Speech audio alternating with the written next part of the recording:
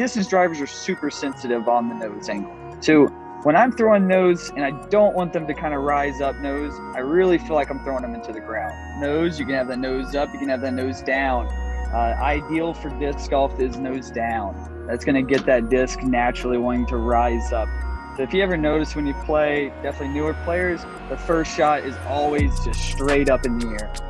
So I guess field work, more of accuracy shots instead of just ripping, more of trying to land in a certain place. Yeah, that's definitely the way to see like exponential growth early. And my biggest tip for players who are throwing nose up. Hi, I'm AJ Carey. I'm sponsored by Dynamic Discs, and this is the Chain Clankers podcast. How's it going, everyone? Welcome to another episode of the Chain Clankers podcast. We have a really good educational show for you guys today. We talked to AJ Carey, but here with me, my partner is going to tell us what you're going to today. What's going on, everyone? Oh man, nose angle, nose angle, nose angle. You hear it a lot in videos. You've probably heard it on this podcast as well. And it really is so important to gaining distance and control of your discs and your throws. Well, today with AJ, we talk a lot about nose angle. We talk about how that can impact the flight of the disc, how you can get better at it, so on and so forth. So this is going to be the episode to improve your nose angle, and you're going to learn some other things about maybe the plane of your body when you're throwing and how that can improve your distance and accuracy as well. We've got a really fun ace round where we discuss how distance drivers are actually really bad for you. And you've heard that a lot, but you're going to hear some new takes on it. So you're going to want to make sure you stay tuned through the end. AJ has a super interesting hot take that might make you want to learn lefty as soon as humanly possible. But without further ado, let's go ahead and let's bring on AJ Carey. Let's welcome in AJ Carey. You heard him on the intro, sponsored by Dynamic Discs. AJ, how are we doing today, man? I'm doing well. How are you? We're doing good. We're ready to talk to you out of North Carolina. So I'm excited to hear, how you grew up playing disc golf in a lot of wooded areas, I'm guessing. Absolutely. A lot of the tightest golf feels fine. Oh yeah. I think Horatio and I, we played the most wooded course that we have here in town. And I think we both agreed that you just get a little bit better when you play those courses compared to just playing a nice open course all the time. Yeah, the woods definitely helps with hitting gaps. It's one thing to be able to play in the open and play in the wind, but you can't throw it through 100 trees. You're not going to do well, definitely when the tour is on the northeast. Yeah, and I mean, everyone always talks about, hitting your lines, even in non-wooded courses about, imagining your line and trying to hit that. But in wooded courses, you're kind of forced to actually hit those. You have no other choice. So I guess when you go back out into more open courses, you can actually attempt to hit those lines, even though there's no trees. And I feel like that's what helps you improve overall. Yeah. Honestly, I enjoy the woods golf because it kind of forces you to hit that line and you can see that line kind of pictured there right in front of you versus when you're in the open, you kind of have as many lines as you'd like to take. So I like the forced golf quite a bit. Yeah, that's also kind of interesting that you say that because I just thought of this, if you are playing in the woods and let's say you've got 3 lines on a certain hole, like you really can develop and like you have to hit those lines in order to get to the hole. But if you're just playing a, 300-foot wide open hole, nothing in the way, I mean, you could do any little thing. And I almost would think it's a little bit harder to just focus on getting the disc to the basket because really, you've just got grass and air and sky out there to aim at except for the basket. So maybe that's a little bit more difficult to mentally picture than, you got your trees, the woods, there's the line. You can just hit that gap and get to the basket. I don't know, just something I thought about, but have you ever noticed that? Yeah, I could see that being, something that you could a factor in how to, I guess, gauge your play on a hole. Whereas you got a lot of different options. It may kind of bottleneck that a little bit into the mental process, but I don't know. Hitting a 300-foot shot through the woods is much more satisfying than throwing a 300-foot hyzer. I don't know. Very satisfying. I could also see why it would be nice to have that balance, get out of the woods, every now once in a while, or maybe half and half, to be able to get out in the open and just be able to rip shots, or not worry so much about having to hit those lines and practice other stuff. We're going to talk about nose angle and stuff later, which I feel is very Yeah. important. It's important in the woods, but I feel maybe a little bit more important in open courses. Yeah, I mean, I'm at Maple Hill right now, so the course is kind of 50-50 on woods to open. There's a lot of bombers, but then there's a lot of bombers to bottlenecks into woods. A lot of holes that the fairways are wide, and then it tightens, and then it widens again, and it's a good mix between that. Yeah, I feel like those are definitely some of the most fun courses that provide a little bit of, variety and challenges. Yeah, very fun. Well, AJ, let's kind of get into your story, how you got started into disc golf. But before we do, I want to ask you about the ankle. Heard it a couple of weeks ago at Idlewild. How is it feeling going into Maple Hill? Ankle's doing well. I'm playing all my rounds relatively pain-free. It's on my back foot, so it's not like I have to plant into it, except for sidearms, which I'm mitigating that pretty well. And ankle brace is doing me well, so we're playing disc golf, and we're excited to be not sidelined. Now, I was able to play at Delaware and was able to keep it together and stay relatively pain-free, so we're going to keep that momentum going. For those that don't know how it happened, I guess, and kind of the situation, give us a little quick safety briefing, I guess, on, it's something people don't think about, and, something that people should think about. So give us a little quick, what happened, Yeah. to avoid it. Well, I rolled my ankle stepping off a bridge. There was a hole that didn't appear to be there, and it was there. So, you'd think you'd roll your ankle maybe running up or, on a tee pad, but really probably most dangerous are this courses with a lot of rocks and roots, or, holes that can get you. Yeah, for sure. So. I cannot count how many times I've stepped into what I thought was flat grass, and it was not flat grass. It was bad. I went down like a sniper got me. It would have been a good meme, if you had a video of it. It would have been quite hilarious, but quite painful at the time, and unfortunately I had to drop Idlewild. But hey, there's always next year, and I'm just glad to be playing. Definitely. Well, let's get back into a little bit backstory, kind of how you ended up, touring full time, and take us all the way back to the beginning, how you got started, who got you started, as much as you can remember. Well, I started playing. My best friend Wyatt, he started playing disc golf, and I was like, man, I guess I'll try that too. We were part of an ultimate club in high school, and they all started playing disc golf. So I guess I'll start playing disc golf, And so that's kind of, it started out that mob golf on our 9-hole course at the high school. And then really until I got into undergrad, I started playing PDJ sanctioned events. I met another friend, Chase, and we went and played every C tier and B tier in North Carolina just about for a good 2-3 years in a row playing in AM. So, had a blast in my lifetime, spent every weekend of undergrad pretty much playing a tournament somewhere. And then 2017 is when I turned pro and won AM Worlds that year. So got bumped up. And in 2019, my wife and I decided it was time to go on tour, that we could try this full time. Yeah, so awesome story. I mean, winning AM Worlds, very impressive. Not too many people can say that they've done that before. How do you go from somebody who was an ultimate ultimate Frisbee player to a very serious disc golfer and someone who's finding success at the highest level of disc golf? When did that switch kind of flip for you where it was like, hey, I'm going to take this disc golf thing pretty serious? I really would say that was the AM Worlds. I think I was 956 at the time when I won it. So I was not the highest rated player there. And I kind of was at that point where I was just graduated undergrad.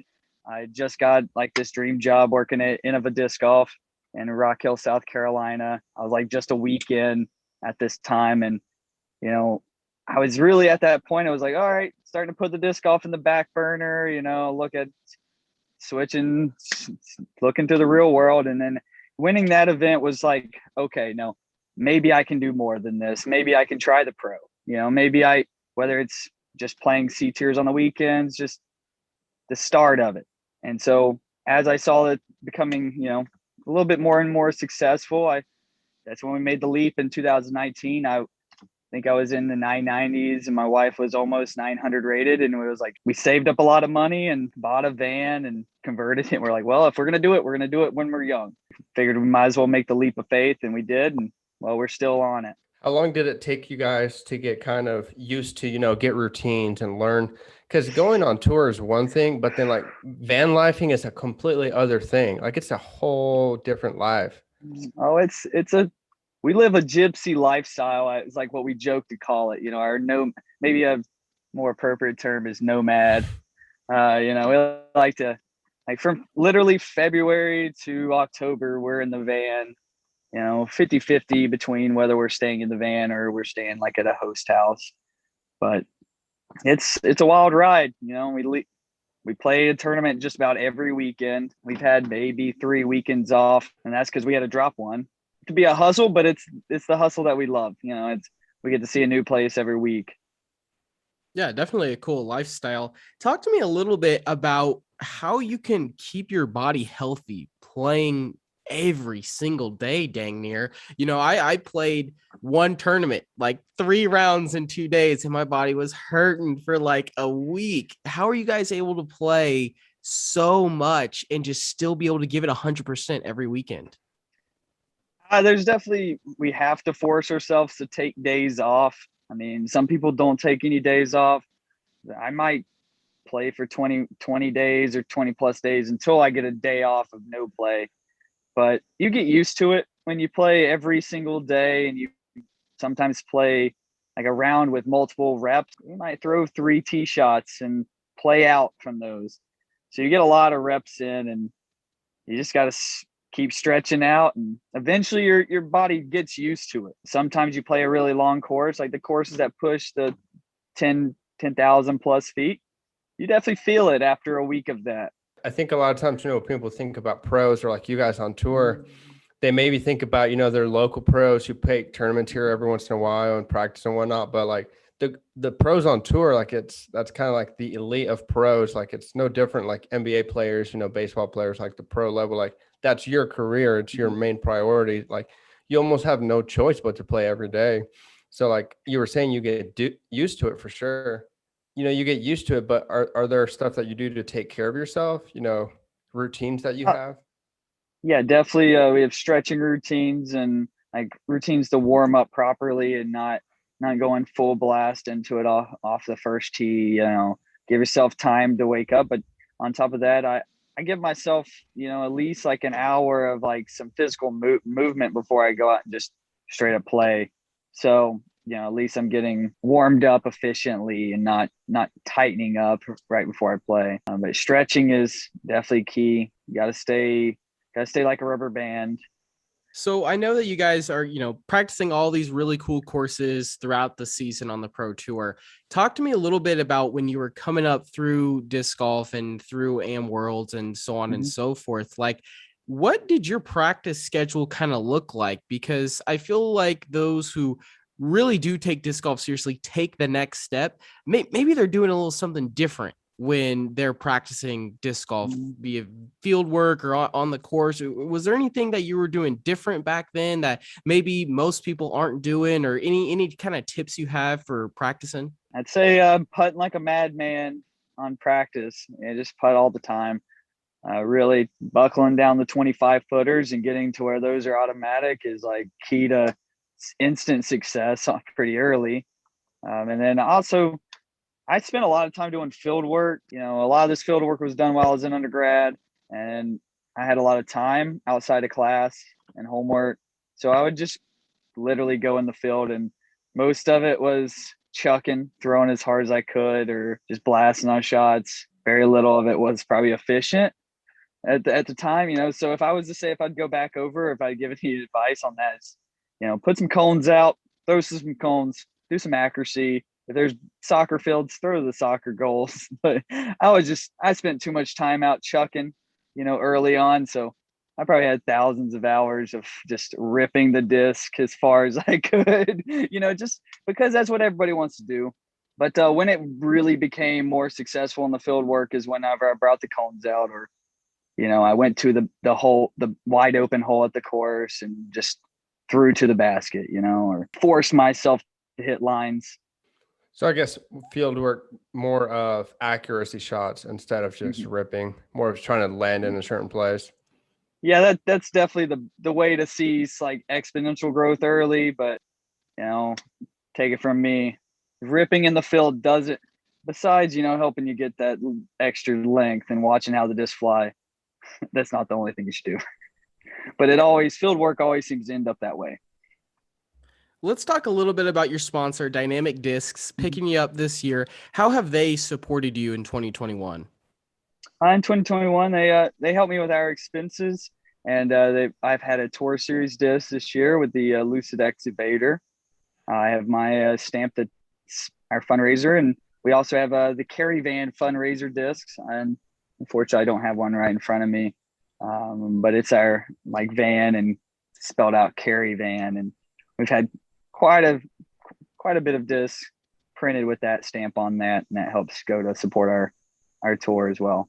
That's awesome. Tell us a little bit how the sponsorship went down, what were you doing, I guess, beforehand to kind of get their attention or to end up there? Dynamic Disc has an initial application process. So I put in an application with them, and from there they reached back out to me. Just in the off season, I reached out pretty much to the whole slew, and DD was the best fit for us, or for me, for this season. So.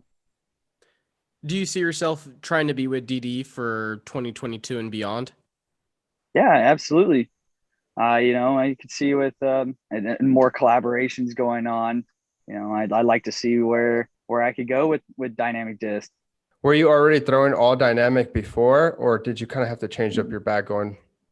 No. So I would say I started playing in Innova countries. So my bag pretty much consisted of Innova. And then working at Innova, I was throwing only Innova. But after Am Worlds, quite a few months later, I got sponsored by Discmania. So I was Discmania for 2018 and 2019. And then for 2020, I was playing with a mixed bag. So honestly, leading up to this year, I never threw any of the trilogy molds besides what the Evolution line from Discmania. That was the closest thing I had to it, which is it's the same plastic, their line made by Latitude 64. So that gave me a little bit of a heads up to what I was getting into. So nice. Well, talking about plastic, let's kind of get into the main educational part of today's show. And we've heard from listeners and fans out there that nose angle is something they would like to improve at. And I think everyone can take some tips away from getting better with your nose angle, whether that's being more accurate, getting more distance, whatever it be. Nose angle is super important. So before we even get into this complicated discussion, AJ, can you kind of break down what is nose angle and maybe how it affects the flight of a disc? Well, nose angle is that leading edge, and it's how it is on the plane of the flight. So you can have that flat nose, you can have that nose up, you can have that nose down. Ideal for disc golf is nose down. That's going to get that disc naturally wanting to rise up. So if you ever notice when you play, definitely newer players, the first shot is always just straight up in the air. And it's because you get a little nose up and the disc will lift into the wind. So trying to get the best flight is just a little nose down. And my biggest tip for players who are throwing nose up, push more with the thumb. The thumb pressure is what I call that. And that really helps get that leading edge down. Because you really, when you want to think about it, that leading edge is the most important edge of the release. That's all you got to think about, because that's what it's going to snap on. Yeah, I know personally, my buddy, he was having an issue. He was throwing fine, and then at some point he started throwing really nose high, so he was losing a lot of distance and couldn't really figure it out.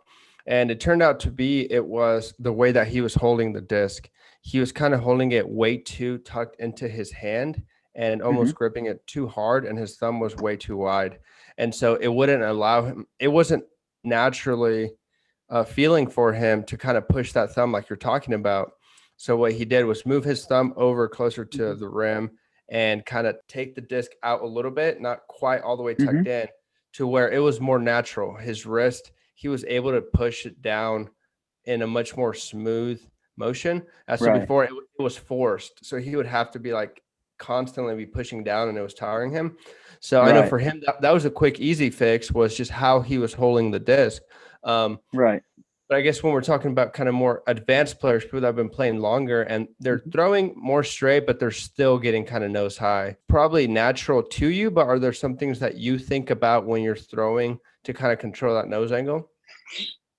So there's some discs that are nose angle sensitive, and these are your drivers, and it kind of goes down in sensitivity. So you could think your distance drivers are going to be your most nose sensitive. You got a little nose up, they get a lot of rise. Versus a putter, you can have a lot of nose up and it might not rise at all. Like there is a time when you need to throw that nose up angle, because it really helps it stall. That's usually, those are the shots you would throw with like a mid-range or a putter. So there are those times you need that, but like distance drivers are super sensitive on the nose angle. So when I'm throwing nose and I don't want them to kind of rise up nose, I really feel like I'm throwing them into the ground. For people who are throwing shots real up in the air, that's my best tendency to tell them is like aim even lower and see if that still rises up. I guess, how do you throw the disc high, like get good like height on your disc, but still throw with nose down angle? I feel like that's maybe a little, it's for me at least kind of hard to comprehend, throwing the disc at a higher angle, but having the nose angle down. Like I feel like I have to aim lower towards the ground, which could be taking away some distance because it doesn't have enough time to flex out or whatever. Like, is there a way to throw it higher and still have the nose be down? I'm trying to think about how I could, explain how that is, but there is a process where like you want to see those big high shots, like the big high turnovers. You like, for instance, I'll give an example, double G. It's pretty much patented for him. He throws it way up in the air and somehow it still flips over and turns. Well, that's just, that disc is like nose down the whole time. Even when it's going up the hill, it's still like nose down. For some odd amount, it's still got that just enough nose down to get the turn into and be building that speed. And really for me, I just, in the thumb pressure, keeping that outer edge pointed down. It's a weird principle to think of. I mean, it's really weird to think of like throwing it up in the air and still kind of having a nose down to it. Yeah, and he throws very specifically. He throws in a very his own way, definitely the way that he throws. So I understand how you're saying like that's very difficult to understand. And maybe when I say nose down, I don't even mean like that leading edge, but it's almost like the side that gets to the turn. Like, it's like you see those high swooping shots, they break over. When they start to break over right, they're like almost going down, like the nose is crashing and then the stability rises it back up. So it's like getting that anhyzer but nose down on it. That's the hardest shot to be, in my opinion. So to first learn picking up playing. It's almost like, it doesn't really make sense, I guess, but it's almost like a reverse hyzer flip. Because if you think about a hyzer flip, if you're going to the left or right-handed player, it's kind of to the left with the nose down and it stands up and finishes out. Where like, I don't know if it's a thing, but kind of what you're talking about is almost if he throws a reverse hyzer flip backhand, so it's leading that and then it stands up almost with that nose down, but then it still finishes to that right with that turnover. Right. I mean, it's the how you throw like a flex shot with an overstable driver. You kind of have to get that edge over, nose down. That shot, it's a lot easier to do with the overstable driver. For like a hyzer flip, you don't throw that nose down. You got to get it up, stand it up, and let it flip late. So quick question about the thumb pressure. I want to just back up real quick just to make sure we're really clear here. When you, I guess, recommending a new player holding the disc, should they have their thumb closer to the rim of the disc to have good nose angle, or should it be like kind of almost more towards the center? I'm really just trying to pinch here. Like think of where your hands are. This is my pinch here. So wherever that is on the rim, I mean, you think about like a high-speed driver versus a fairway versus a putter versus a mid. It's going to vary a little bit in where your finger is at. But I'm trying to pinch in between these two fingers, regardless of really where that's at. Your index and your thumb, right? Correct. Yes. Okay. My index and my thumb. But again, I'm like, it's over this line of knuckles. Yeah, that's what I'm lined up with. So Where, yeah, that makes sense. Where it's natural for your hand and your hand. I don't really mess with a whole lot of differences in where my thumb is. I really just try to keep that thing as static as possible. It's just there to keep that nose down. I mean, pressure. When I say push down, it could mean too of like how you position your hand. Because when I think of when I'm pushing down, it might take my wrist to rotate down a little bit into it. I'm really just trying to line that disc up with the center of my forearm. And then think of like, you want to get that nose out of your hand as efficient as possible. So if you can line that up naturally on your hand, on your wrist, arm, and keep everything straight, it's a lot easier to execute at the end. I know, thinking less. Let's talk a little bit about, you talk about stalling. That's when people talk about nose angle. That's something that comes up all the time, is stalling.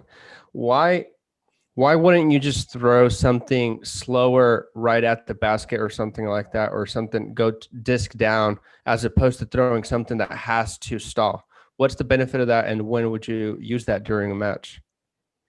So like for instance, I can use the Maple Hill example. There's a hole 7. It's a pipe job up the hill. You might to get one to stall. Yeah, to get one to stall out. So I'm throwing a shot that I need to stand up, but I don't need to turn. I don't need to fade. I want it to stay straight. And as it's stalling, because it's going nose up, it needs to be a disc that holds that straight naturally. So there's a lot of shots that, like, anytime you're throwing uphill, your disc is going to stall and it's going to slow down. There's times where if you may need to throw a mid-range straight, you might have that stall shot where it goes straight and falls down, versus throwing a hyzer flip. Anytime you're throwing uphill, you're pretty much throwing a stall shot. Would you say on your like approaches to the green, Mm-hmm. are those typically more nose up just because you want them to nestle closer to the basket, or does it really just kind of depend where you're at? Yeah, it really depends on, it's just dependent on the shot. Like for instance, when I'm going to throw nose up is when I want it to sit, or I want it to do what it's called a helicopter. So it's like almost coming in on an anhyzer and then flattens out, and its fade is just straight down. Like it just loses steam and falls straight down. So that's a very efficient use of the stall, because that nose up is going to like try to get it to fade, but it loses speed by the end of it. So anytime I'm throwing kind of uphill, soft greens, anytime I don't want a whole lot of action or skip, that nose up is great because it really just drops down versus hitting the ground and having action. What are some other instances that you can think of, or that in your game that you use, you control that nose angle besides stall shots? Literally every shot, you're going to have to control it somewhat or another. Whether that's forehand to backhand, that nose angle, whether I'm throwing a flex, whether I'm throwing a hyzer flip, it's very crucial to hit that out of the hand exactly the way I want it to release. I guess most people just don't think about it too much. They kind of just throw the way, and they're not thinking about the nose angle too much. They're kind of just throwing to where they can get the most distant and the best shot. And I guess more shots kind of like that stall shot where you're purposefully thinking about that nose angle. I guess another example I could maybe think of is like skip shots. That's somewhere where you're going to be very deliberately right. Are there other shots that you can think of that maybe use in your game where nose angle is like a lot more important, where you really have to focus about it? I throw quite a bit of rollers. Anytime the course really sets up for distance golf courses, we got a lot of roller holes. So that's something that's very important to get that angle to the ground. That's something that's very angle dependent and not a shot that a lot of people throw, on the amateur side. If I'm a new player and I find myself constantly throwing the disc up into the air and then it just maybe goes 100, 150 feet and just dumps left, probably my issue here is the nose angle being bad. What are some things at home that I can like maybe do out in the field to see the nose go down? Like maybe are there any drills out there that could help me when I'm trying to work on this? Or is it just kind of you just gotta really do it with the thumb and the way you grip the disc? Yeah. Is there anything that someone can do? Yeah, there's a lot of great things. My favorite way to help teach the nose angle, teach throwing in general, is throw a putter. Throw a putter until you can push that thing 250 feet, in the field just for fun. Keep on tossing it. It's going to teach you the most about your game, whether the release out of the hand, teach you how to throw in the wind, even with the putter. So that's one thing it could teach you, is if just learn to throw, pure hyzer on it. Learn to throw it flat. If you're going out there and you're throwing everything nose up, like say if you're just going out there and you're slinging up in the air and it's falling out left, you're right-hander. I mean, that's because you're pulling from a low to a high. So everything's translatable out of the hands. So if you watch the flight, and if it just goes up in the air and falls out, your swing might be pulling from the bottom up in the air, so that might be something to look at a mirror video yourself. You might find that that nose up isn't from the angle out of the hand. It's because your pull goes up a degree, a couple degrees on the angle. I mean, think of like the pitch of your pull is going to determine that release point. Like you got to think from the back point to the front point. You can plot that line and it'll show exactly where you're throwing, with some like the left and right being the fade. When you see a lot of those photos for people reviewing like form shots and power pocket, most of the times, when you're coming through that power pocket, it's a linear line. It should be coming kind of out of the body in a straight line. And that's what you're talking about. It's going to affect that straight shot. If you follow that line from the back through the power pocket, you can pretty much plot where that disc is going to go on the linear line from the side view. It's, there's going to clearly be the right to left from, the fade and the turn, but just straight off the release point, you can see it there from the side angle. I mean, next time you go out and you play around with your friends, watch from the side, and you can like kind of mentally call like, oh, that's going to go up in the air, just by watching the pull go up, versus being flat. What do you think would impact a newer player's throw more, the nose angle or the line at which they're pulling the disc? Like, what do you think if I had to pick one to work on, what should I work on?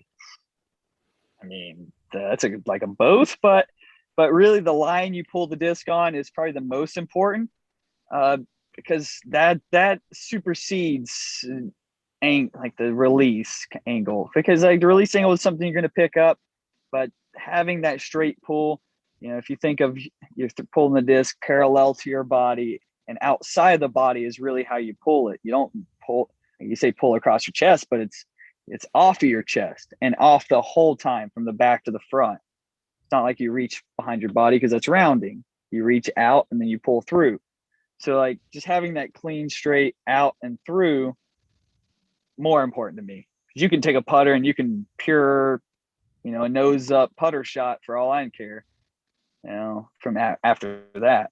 It would be very difficult to throw a disc nose down and still have that low to high release that you're talking about. Right. Have it nose down if that's what you're focusing on, and do a high release. It's still going to go up in the air and dump. Yeah, I mean, and it's good to have that like low to high. If I'm throwing over a tree, I'm pulling from low to high. Okay. But also if I'm throwing a roller, I'm pulling from high to low. Like I'm reaching that disc real high to the sky and I'm pulling it down to the ground like I'm throwing myself into a cartwheel. It's like all of these angles and body control are things that you need to throw if you want to throw all the shots. You just have to fit the intended line to the body motion. the cartwheel part really made a lot of sense, because that is how you would want to throw a roller. You want your body to do that. And you can apply this to baseball. You can apply it to disc golf. When a pitcher, for example, if a right-handed pitcher throws and they're falling to the left, the ball's going to end more on the left side of the plate. Where in disc golf, if you're throwing a backhand and you're falling to the right, your disc is going to go to the right more. Or if you're falling to the left, it's going to dump to the left more, either or. So really, it is so important with how your body weight is moving. That's a long-winded comment, but I thought that was really, really useful. And hopefully you guys at home can take something away from that and take something away from our nose angle discussion, because this definitely will help my game for sure. I now, have learned a couple of things that I can go out and work on the next time we're out on the field or in the course. So if you have felt that way as well, make sure you leave a like rating on this video, subscribe, leave a comment. We'd love to hear what you're working on. And if any of these tips have helped you, definitely would love to hear that. But let's move on, AJ. This is a new segment we've been kind of sort of rolling out with guests. It's your disc golf hot take, something that you would change in disc golf. What is your disc golf hot take? I wouldn't say this is something I would change, but my hot take is that the future of disc golf is ambidextrous. I really do believe that the upper echelon, say 20 years from now, the kids are going to grow up throwing righty backhands, lefty backhands, lefty forehands, righty forehands, because like I've already seen kids now doing it. I stayed with a kid in Texas State this year, and he could throw disc every side. I mean, all of them. Didn't matter. So the kid was 8. So yeah, step up, people. Come on. Got to throw all arms, all of it. That's wild. And I could see how that would be super beneficial. But do you think that it might also be a disadvantage to that kid? He now has to learn a good right backhand, right forearm, left backhand, left forearm. I mean, the kid throws almost 300 feet already, all of them. So is it a disadvantage? I mean, come on. Like, this is why I go to that. You think of sidearms. There's a lot of people that are having sidearm problems. Hard throwers. There's a lot of them that throw their arm out. When it comes to backhands are just go forever. All right, that you're always going to have the higher, like the longer distance out of the backhand. So if it's really learning that lefty backhand, righty backhand, and to be honest, there's a lot of touring players now that are ambidextrous, and you would never know. And so, I think it's the future. Try throwing 450 feet, like with a sidearm, and then if you had that backhand, it's just effortless versus the energy you have to do it. With a forearm. Who is the sneaky best player on tour who can do both? Bradley Williams has a dirty lefty. He threw the first hole at Preserve, the round I played with them, with a lefty, just bombed one out. Luke Sampson has a dirty lefty. Chris Dickerson has a dirty lefty. I mean, names can go on and on. There's a lot of players that will have a sleeper left-hander. So you'd be surprised, for the guys who throw frisbees for a living. That's next on my list. Yeah, maybe I should quit trying to improve or learn a good forearm and just try to learn a backhand. I feel that would be easier. I mean, do them all. You can't you can't only patent pending to a certain extent before you can just reach out and sight them. I mean, if you could reach out all directions, lefty or righty, you scramble machine. True. I put up a post today about being uncomfortable, when you're putting, like if you're in a position that you're not normally in, behind a tree or whatever, take a couple extra practice putts, because then if it happens in a tournament, you'll be better. But maybe we have to start throwing lefty off every single tee just to see how it goes. Yeah, I say for those guys who wince on when they throw their sidearm real hard and they're like, oh man, that hurts. I got to ice that.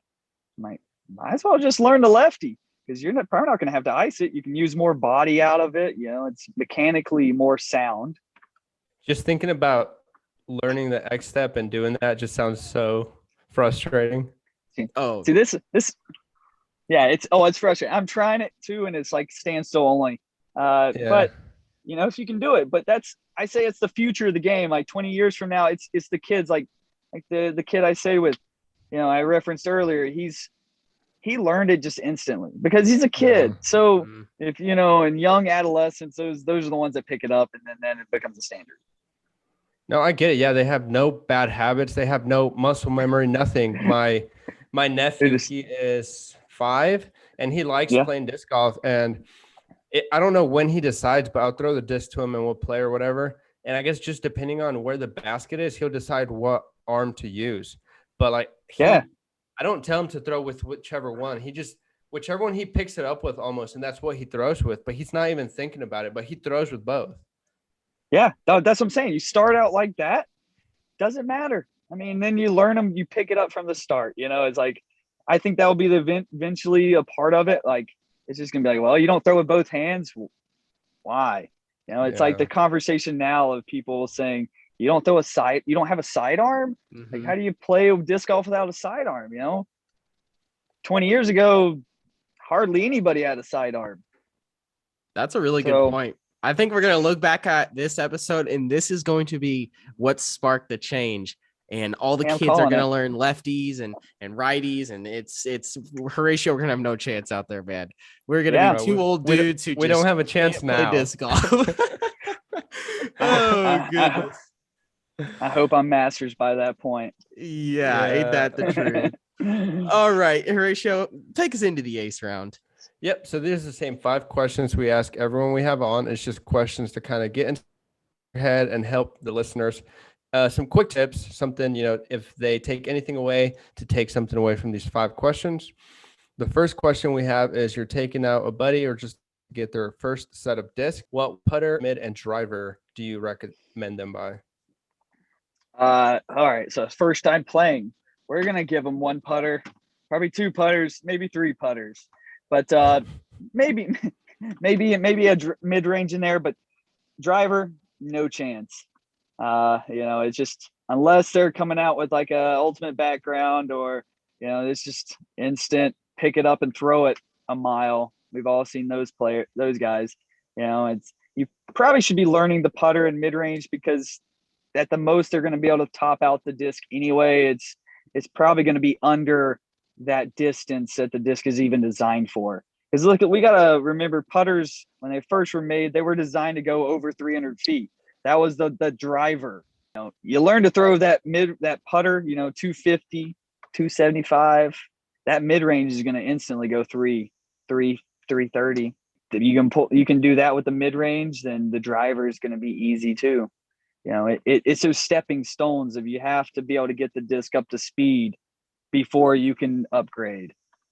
And that's where a lot of people are like skipping the mark, and they go straight for the groove at the Dick's Sporting Goods. Like, instead it's like, no, let's step it back. Let's get the putter, because that's too big boy, let's throw what's going to teach you good form.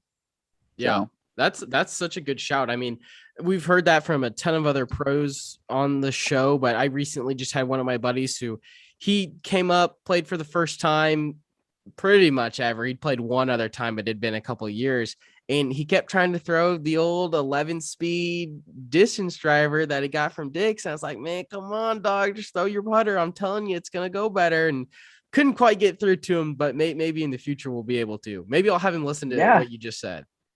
Yeah, and maybe we can blame the manufacturers for selling the high-speed disc to everybody, but like, it just built a kind of a culture of like jumping too quick into the drivers. I was susceptible of that from early age, from the start. Like, from the start, I was like, I need the fast stuff. I got the arm. No. But my game significantly improved whenever I got the best tip was, hey, learn to throw your mid-range 300 feet in these woods. And that was like a good Carolina tip there, and that changed it all. Because when I could throw that mid-range 300 feet, then I actually started having control.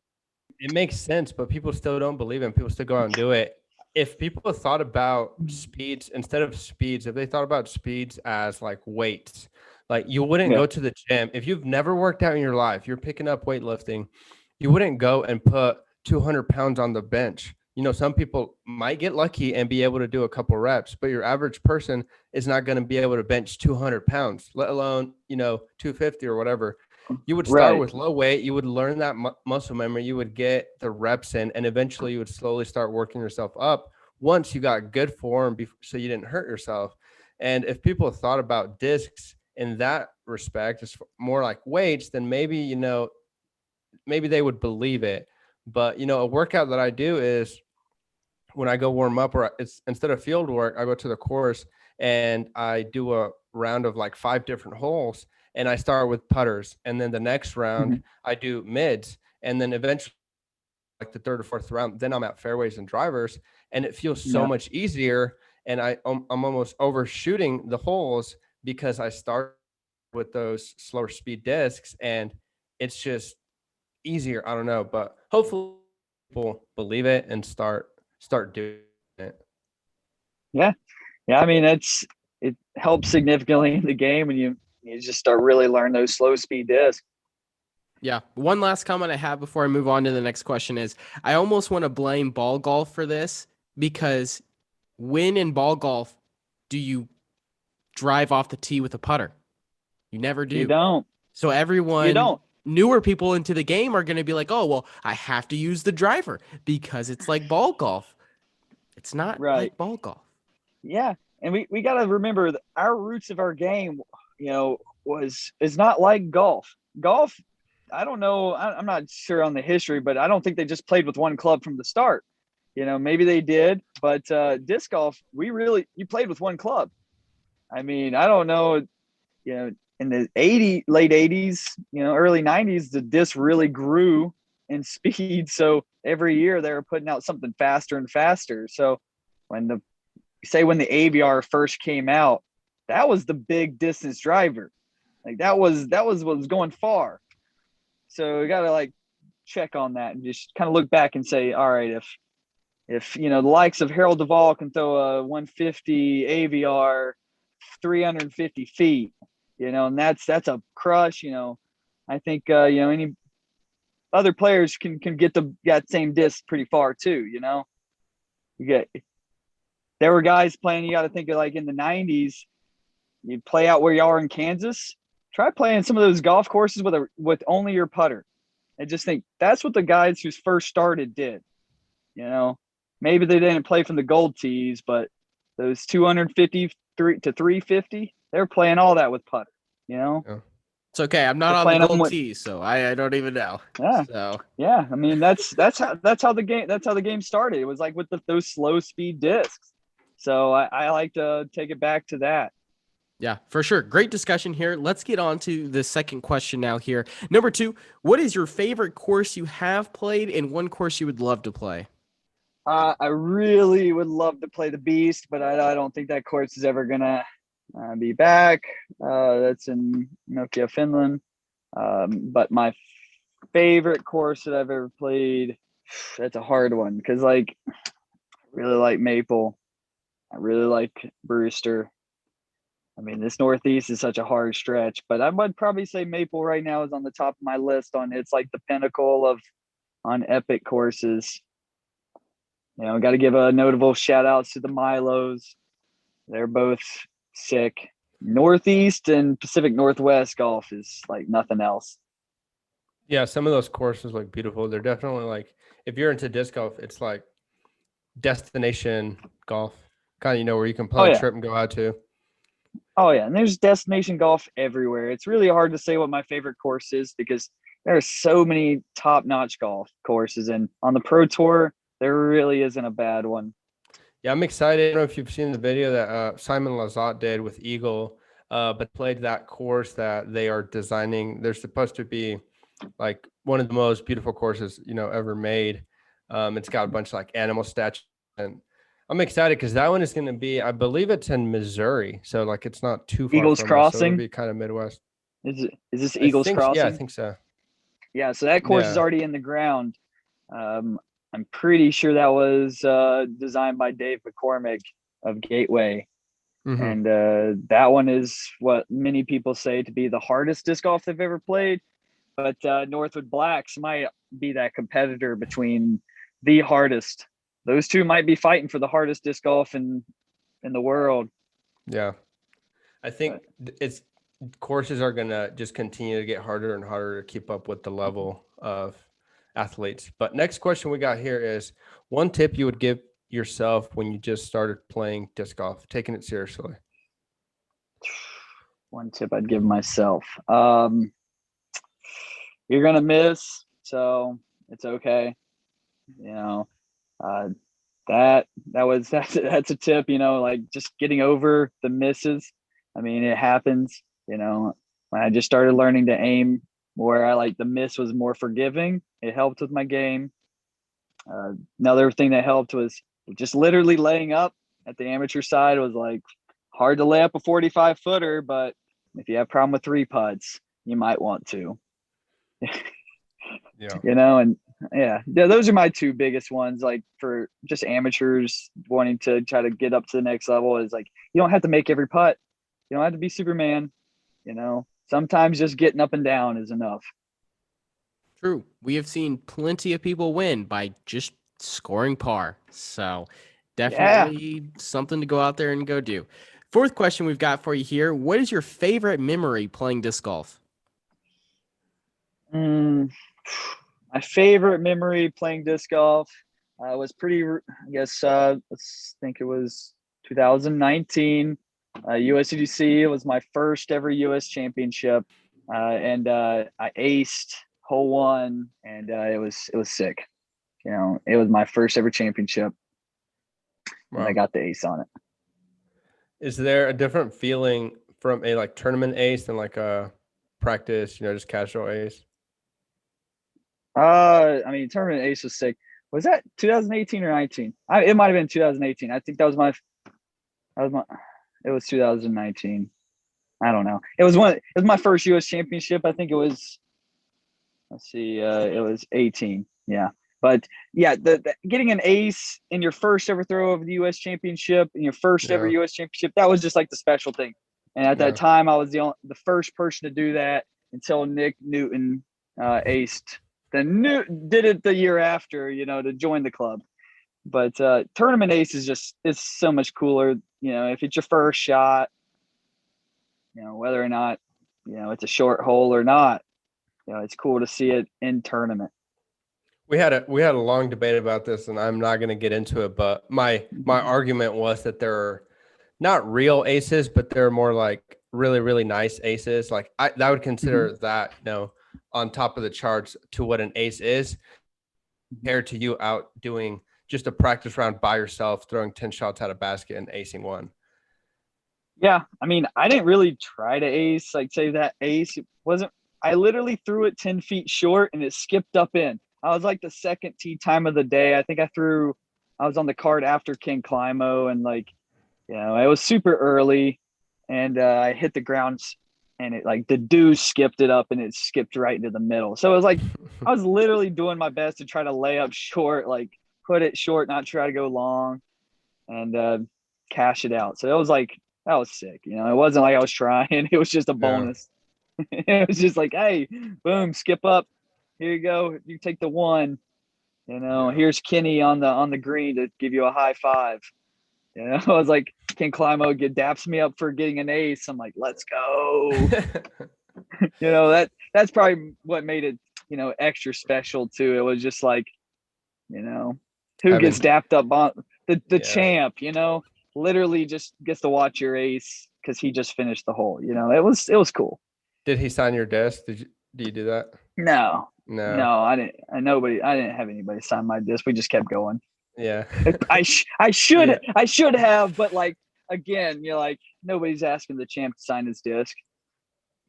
That would have been the perfect situation though, to be cool about it. Oh yeah, you want to sign this as a witness real quick? Yeah, it would have been cool, but I had to be cooler than that, Yeah. I had to keep that composure. Can't be fanning too much.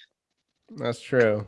All right, last question we got for you here is, what is the biggest mistake you see new players make? Biggest mistake I see new players make is I guess still I'm gonna harp that high speed drivers early. Like just grabbing the high-speed driver from the rip. That's the problem. Not learning how to just be, 250 and in before thinking past that. Yeah, that would be it. Yeah, it's definitely don't need to go to drivers first. Grab your putter, grab your mid-range, hit the course. Yeah.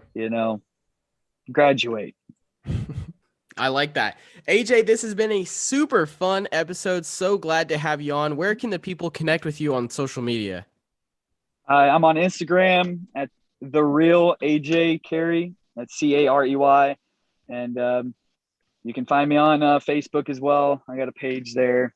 My PDJ number is 61770. And I'm out of Shelby, North Carolina. It's in between Charlotte and Asheville. So you can find me at all the tour spots. Just follow me on UDisc, click the star beside my name, and I'll try to get some birdies for you. Cool, man. Well, thank you so much. We know you're on tour, you're busy, you're practicing. So this means a lot to us for you taking the time to talk to us, sit down, chat disc golf for a little bit. Our fans are definitely going to appreciate it. Best of luck to you at the tournament. And, hopefully you get out there and get some birds. Thank you. Thanks for having me. It's a blast to be able to get on here and, enjoy your podcast. Thanks for letting me join you. Thank you for listening to the Chain Clankers podcast. Make sure you follow us on Twitter and Instagram at Chain Clankers and hit that subscribe button wherever you're listening to us from so you never miss another episode.